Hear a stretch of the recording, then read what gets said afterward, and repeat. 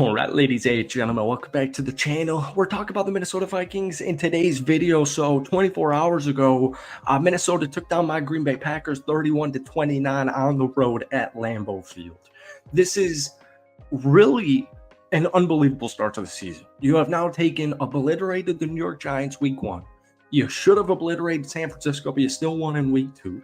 You obliterate Houston in week 3, and you obliterated my Green Bay Packers for the first 30 minutes of football. It really should have been 28-0 heading into halftime, but Jalen Naylor, botched the punt return, and it was 28-7. And so, on Twitter, in my comment section, there's way too much pessimism, and I just think it's a byproduct of social media. The fourth quarter, the Green Bay Packers scored 22 points. Minnesota only scored 3. And it was a 2-point game. And, when you start a game 28-0, you're wanting a blowout.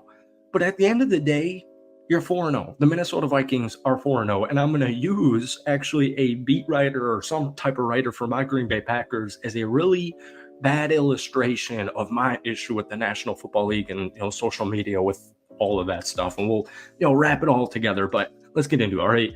Peter Bukowski tweeted this. Like I said, Packers beat writer, Packers writer. 465 yards of offense against the number 1 defense by DVOA with a quarterback on one leg. So the way I see it, as a Packers fan, thank God they didn't get blown out, because I was really, really, really upset heading into halftime if we didn't get that touchdown. You're 4-0 for the first time since 2016. I'm about to drop a crazy statistic, but before we do, if you guys enjoy this video, hit that like button, hit that sub button for daily NFL content. Vikings fans, love and appreciate you guys as always. If we try and get this video to 250 likes, that would mean the world to me. Real quick, once again, I do have a new Vikings only YouTube channel. I will put it in the description. I will pin it in the comment section. Thank you to everybody who has watched it and subscribed to it. Probably repost this video on that account just to try and get some numbers going and get some stuff in motion here. But I've got this stat. All right, the Minnesota Vikings are one of 47 teams since 1989 to start 4-0 with a cumulative point differential of at least 50. All right, nearly 40% of these teams, so 18 out of the 47, reached the Super Bowl, and 8 won it all.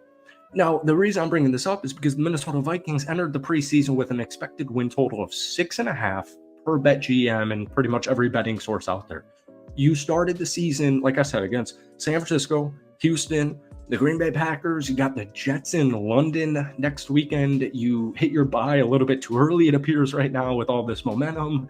You've got the Lions, and then you've got the Rams, and I forget the rest of the schedule, but on paper, the Vikings schedule looked almost impossible, right? And that's why you saw this kind of I always thought this floor was going to be a 7-win team just because the schedule is nasty. But the deeper advanced analytics really back up this Vikings team being legit. And I'll even use an example of the Detroit Lions last year, who were really close to making the Super Bowl, and they had much more hype heading into this season than the Minnesota Vikings because obviously the departure of guys like Danielle Hunter and Kirk Cousins, and people were just misinformed with this Vikings team. But the Lions I remember covering the Lions so much at this time last season. There were so many bad wins that this team went through, and if you look at teams like the Chiefs or the San Francisco 49ers or what have you, every team has bad wins. And every team just has bad wins, whether you're a playoff team, whether you're a Super Bowl team, or whether you're, a bottom 5 team in the NFL. Every team has bad wins. And I don't even view this in any way, shape, or form as a bad win because, folks, when you're up 28-0, the game plan changes.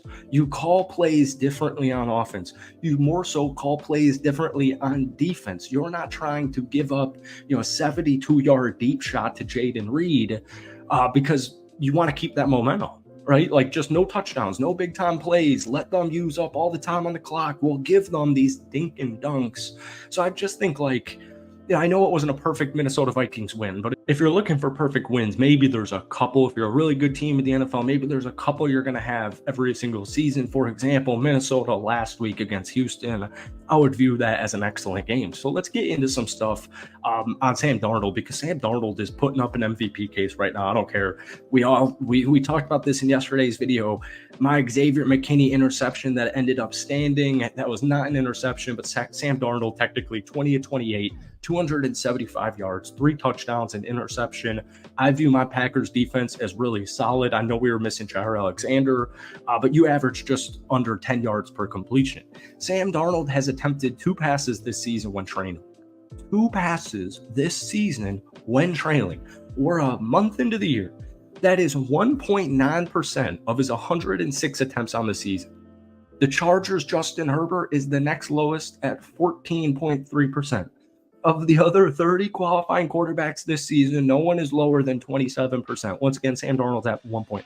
All right, so yesterday, first 30 minutes, Sam Darnold, 11 to 15, 136 yards, and 3 touchdowns. We also saw a phenomenal game from Jordan Addison in his return. He ran for another. The Vikings had 2 amazing interceptions on my man, Mr. Jordan Love. And, Love's making his first start since suffering that knee injury back in week 1 at the end of that Philly game. And they came back in the second half. Jordan Love, 20 of 30 with 3 touchdowns, 1 interception. After halftime, the Packers outscored Minnesota 22-3. Love really struggled in the first half, going 12 of 24 passing for only 118 yards. He did have that 1 touchdown at the end of the half, but it was 2 interceptions. I mean, it was a terrible half of Green Bay Packers offense, and the Minnesota Vikings defense were all over. Whether your name's Shaq Griffin, Grugier Hill, Byron Murphy, Blake Cashman, Cam Bynum. Byron Murphy had the game-sealing fumble.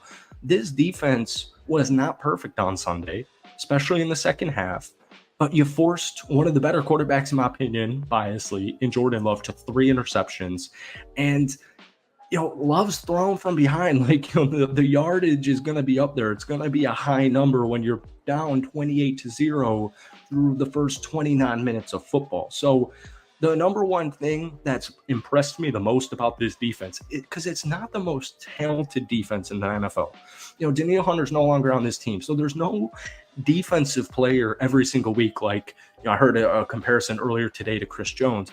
There's no Chris Jones on this Vikings defense. So what you're seeing is, Blake Cashman will have a great game. Cam Bynum will have a great game. Byron Murphy will have a great game. And then the next game, it'll be Van Ginkel. It'll be Ivan Pace when he returns. Grugier, you get the point here. So they do turn the ball, or they force turnovers at a rate we're just not seeing in the NFL right now. Nobody really anticipated this coming from Minnesota, not necessarily because Brian Flores is a bad defensive coach, because no one's ever thought that, but it was more so, you know what? They got rid of Danielle Hunter. They lost all these pieces. It's a weaker defensive back room. The unification of this team, to me, it's just, there's no better way this team could have started. And if you want to nitpick yesterday's, 28-0 lead, if this was in the month of January and the NFC North Division is on the line, or if this is the wild card game of the playoffs, you're not nitpicking a game like this, so why would you nitpick it in week 4? All right, kind of a weird rant ramble video. Sorry, I had really bad Wi-Fi issues on this. Hopefully it was all right. Thank you guys so much for watching. Hit that like button, hit that sub button for daily NFL content. As always, check out that Vikings channel. I'll pin it down below, but give me your player of the game from yesterday against the Green Bay Packers. We'll probably see in a couple of days from now. So have a great beginning of your week. We'll see you soon. Peace.